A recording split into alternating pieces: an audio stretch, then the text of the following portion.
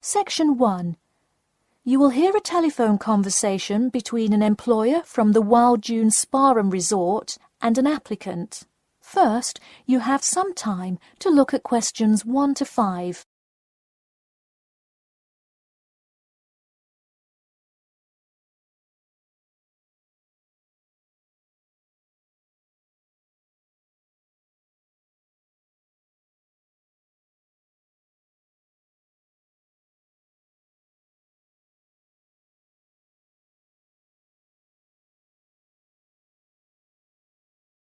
You will see that there is an example which has been done for you.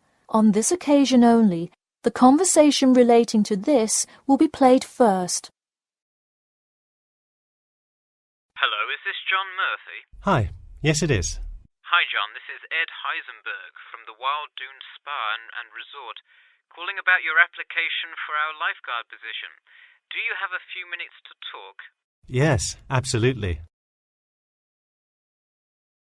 The employer says that he is calling about the application for their lifeguard position. So, lifeguard has been written in the space. Now we shall begin. You should answer the questions as you listen, because you will not hear the recording a second time. Listen carefully and answer questions 1 to 5.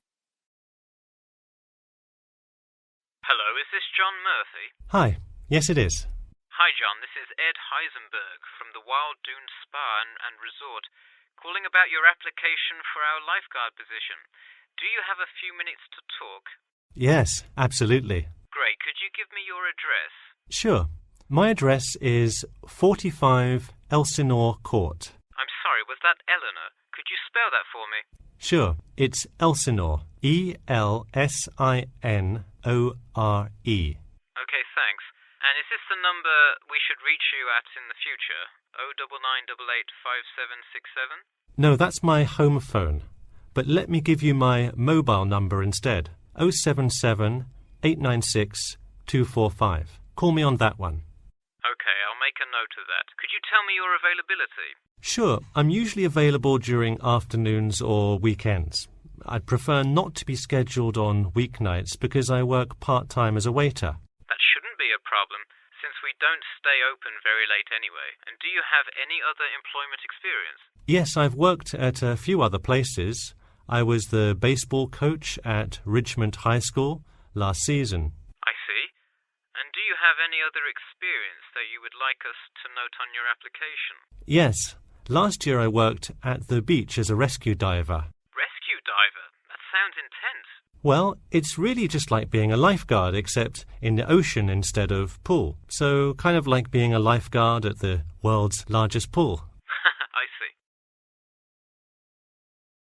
Before you hear the rest of the conversation, you have some time to look at questions 6 to 10.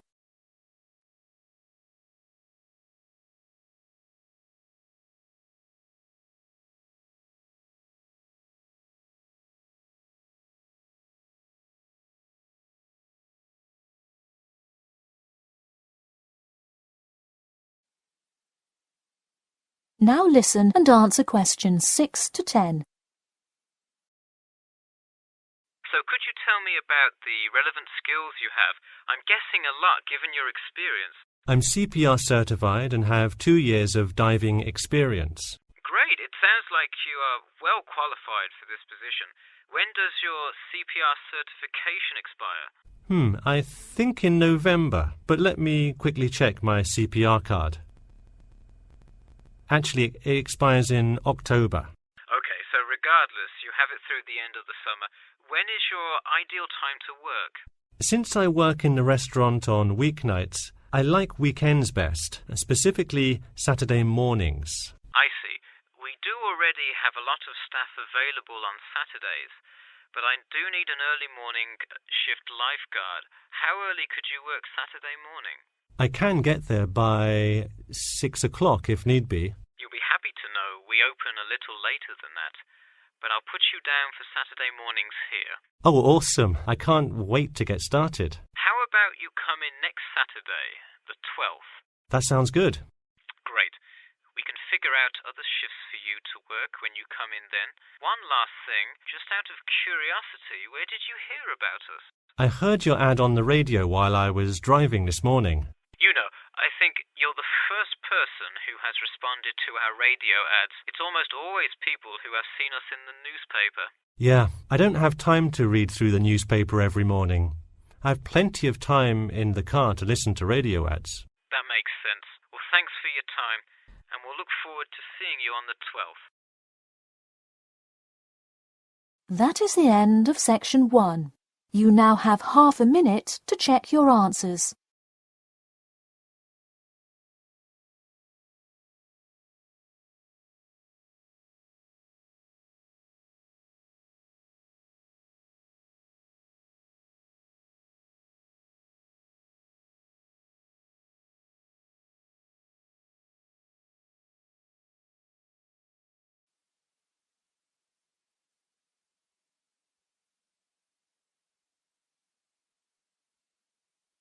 Now turn to section 2. Section 2. You'll hear part of a free class about safety around campus. First, you have some time to look at questions 11 to 14.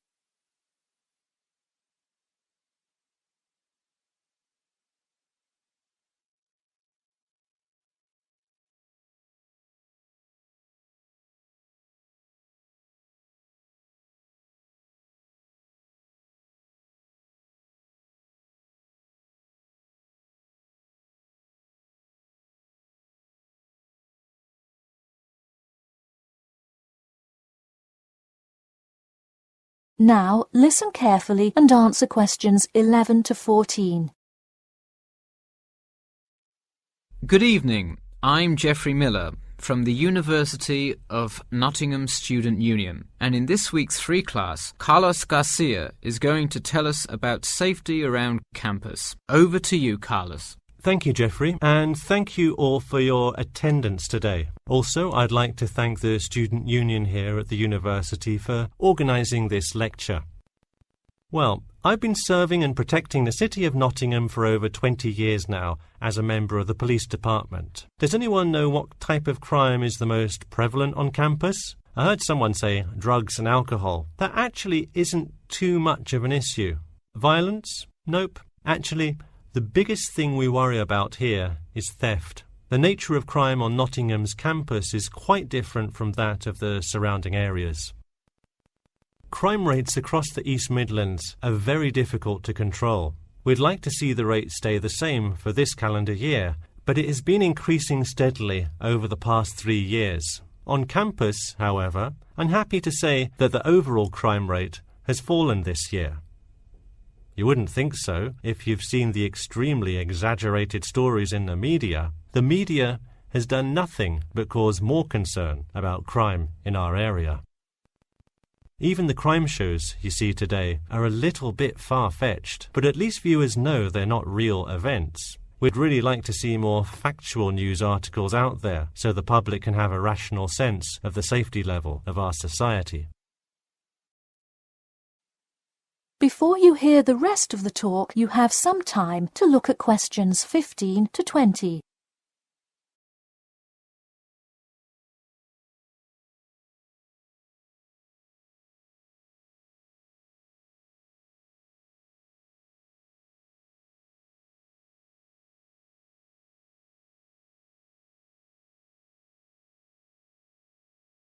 Now listen and answer questions 15 to 20. Okay, let's move on to what to do when you see a crime. Do not get involved if at all possible, and do not draw too much attention to yourself by running away in a conspicuous manner. Though most likely, and hopefully, you will not have to experience this situation, if you are being mugged, please do not try to resist. Instead, be compliant and seek help after the incident.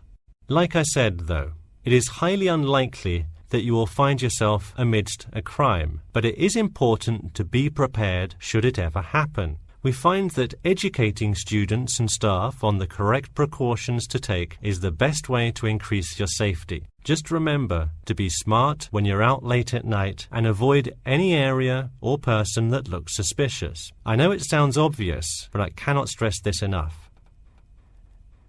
It's also not a bad idea to have your mobile phone with you at all times, but be careful. If you're chatting on your smartphone on your way home, you're a prime target for thieves. I'd like to see a show of hands. How many people have left work or the library after 10 p.m. to go home before? A lot of you, right? If you do have to go home late at night, please don't walk home alone. More often than not, there's someone there that will be walking the same direction as you at some point. Walk home with a friend or co-worker. Even if you must use your phone to call someone that's nearby to walk with you, it's always safer to walk home with someone. So when you're walking home, you may feel more comfortable with some sort of self-defense, such as pepper spray. Now, it's your call whether you want to carry something like this or not. However, I absolutely advise against carrying a knife or any other offensive weapon. All too often, they can be used against you if you're disarmed, putting yourself in more danger. For all those interested, the Recreation Centre offers a free self-defense class to all students every Thursday evening. While obviously an introductory self-defense class may not equip you to fight off villains like a regular superhero, it does come in handy sometimes. After taking a self-defense class, you'll surely be more aware of possible dangers and how to deal with them. So hopefully now you have a more complete understanding of the nature of crimes committed on your campus and how to avoid being a victim.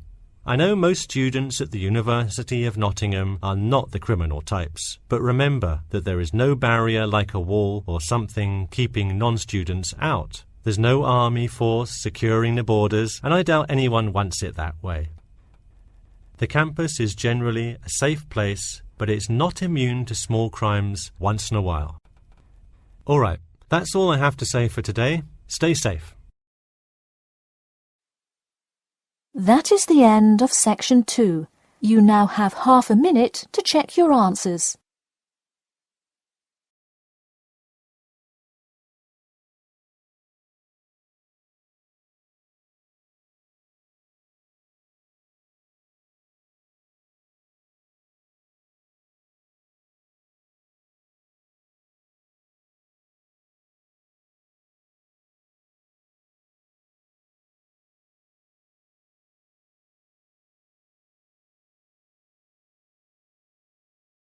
Now turn to section 3.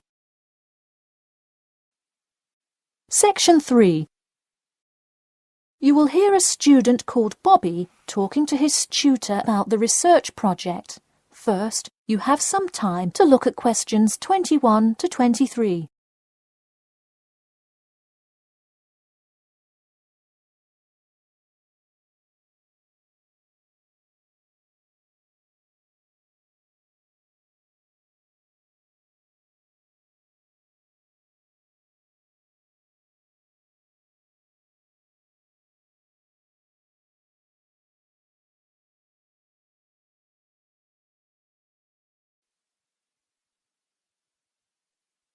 Now listen carefully and answer questions 21 to 23. Hi Bobby, go ahead and sit down. Tell me about your research project. Well, I decided to research football and keys for success on a football team. That sounds great. What are the guidelines for the test? Did the teacher talk to you about it in class? No, everything is on a handout that was passed out. It says that the first draft is due at the end of next week and the second and third are due later on in the month. I don't understand why we have to keep revising and fixing it. Is this assignment really that important? Well, this project is a major requirement for passing 11th grade English and will go on your permanent record. Oh, really? Does that mean it will affect what English level I am placed in next year? Well, not exactly. You need a good grade to move on, but it is your overall grade and teacher recommendation that determines what level of English you are placed in next year. Anyway, tell me about your topic choice. Do you play football? Well, actually, it's because my father loves the sport. He watches it every weekend. Cool. It's a good idea to report on something you're interested in. Before you hear the rest of the talk, you have some time to look at questions 24 to 30.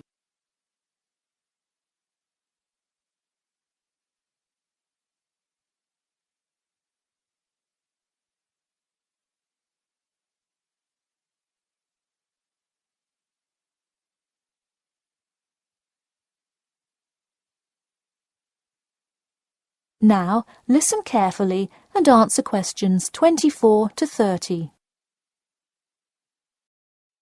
I see you worked hard calling players and the head coach to talk, so let's see what information you got.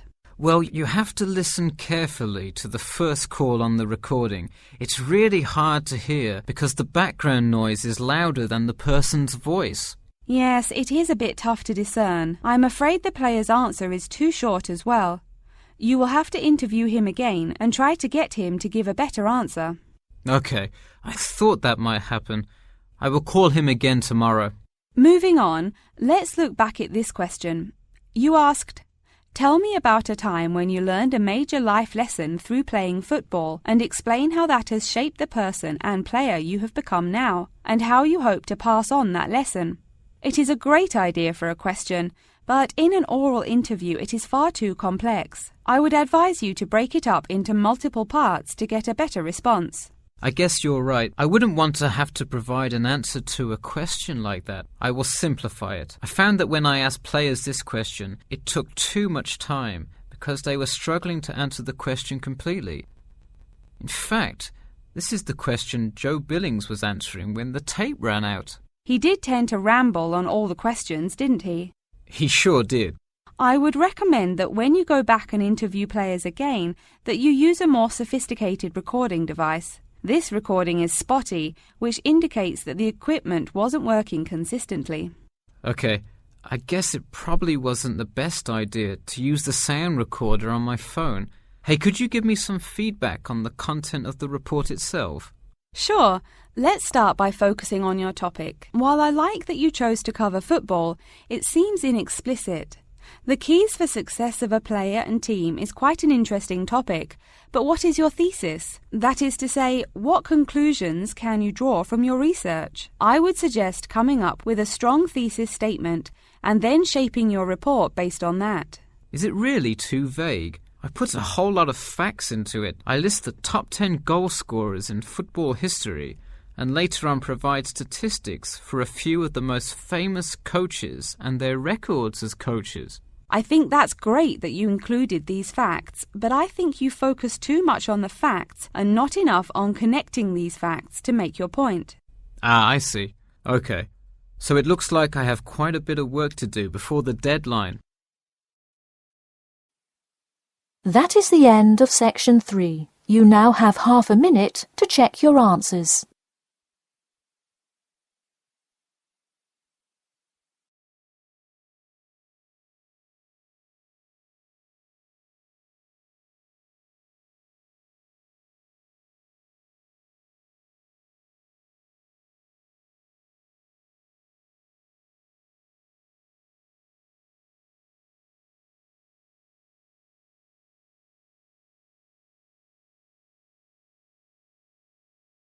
Now turn to section 4.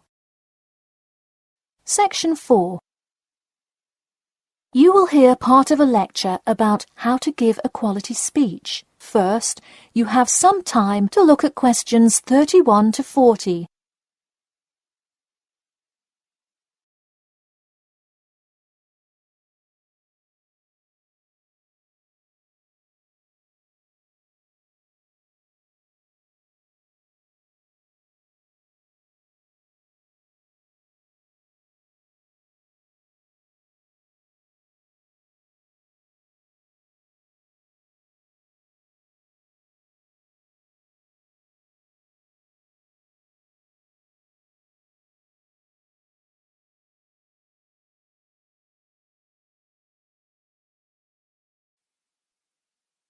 Now listen carefully and answer questions 31 to 40.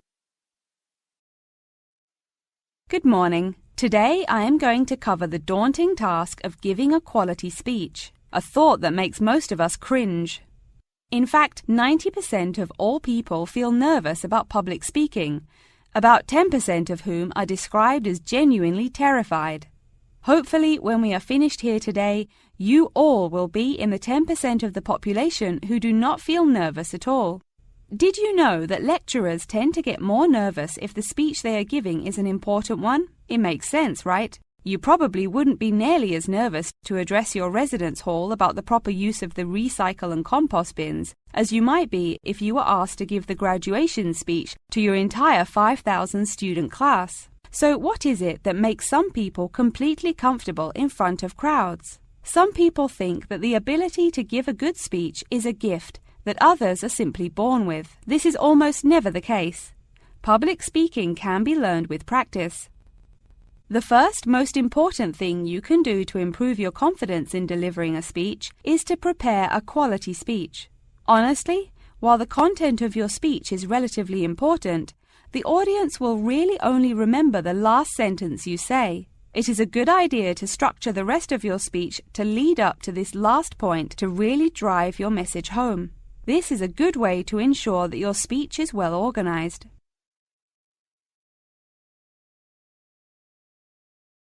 Once you are confident in the quality of the speech you have written, the rest is just about your stage presence. Let's go through some do's and don'ts of public speaking. First, you want to command the attention of the room. Do not, I repeat, do not proceed with your speech until the audience is paying attention. Even Martin Luther King Jr.'s I Have a Dream speech wouldn't have made any difference in the world without the undivided attention of his audience. To continue with the I Have a Dream example, one of the reasons that MLK was such an effective orator was his ability to speak with passion and engage with his audience. That sort of charisma does not come from reading straight from paper. Don't get me wrong, it is a good idea to write your main ideas down on a note card, sheet of paper or something. But one factor that will consistently lead to a boring, forgettable speech is writing down your entire speech. Do not write your full speech down. If you are constantly reading your paper, you are not making eye contact with your audience, and thus failing to really express the feeling that goes with your ideas. I advise you write 1 or 2 ideas, so if you suddenly draw a blank, you have something to jog your memory. If you've written a good speech that you believe in, those ideas should be sufficient to keep you on track.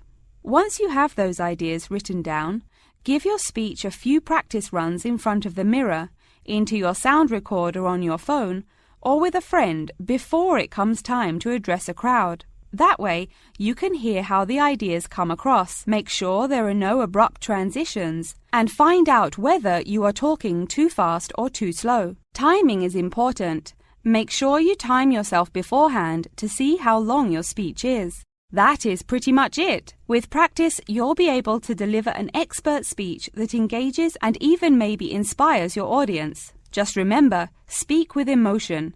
No one wants to listen to someone reading from a script. As I come to a close in my speech, I'll point out that I have employed all of these tips that I have covered. I practiced my speech ahead of time and timed it, and I can even show you my one small index card with just 3 simple bullets on it. It's as easy as that. That is the end of section 4. You now have half a minute to check your answers.